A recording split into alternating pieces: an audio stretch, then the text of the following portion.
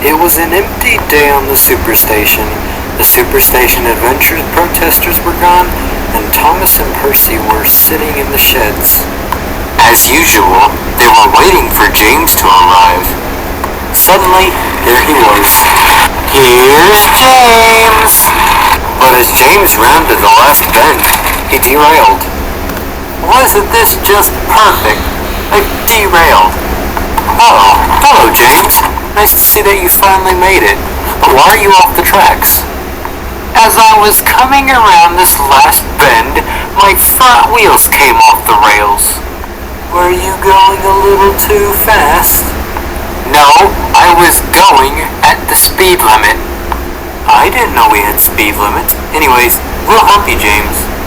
So Thomas and Percy pulled James back onto the rails. It wasn't that hard and didn't take that long either. After all that had happened, the engines went back to the sheds, but it wasn't long before they got bored. Let's go drive around the Superstation. Good idea. I've been longing for a run. So all three engines went down the slope together. Thomas and Percy made it around the bend at the bottom easily. James, however... I've derailed again! The slope must have been the cause of that. Let's get you back on the rails and try again. So they got James back on the rails and made him try to go around the bend without the slope.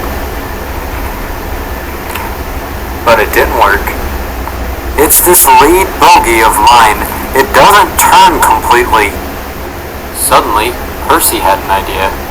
Let's try this one more time, but this time we're going to do something different.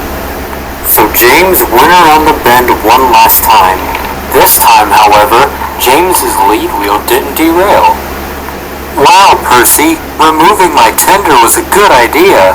Yes, indeed. All we had to do was shorten your length. Now you can get around any bend. Just one question. How am I supposed to get it back? Oh, just leave that to one of us.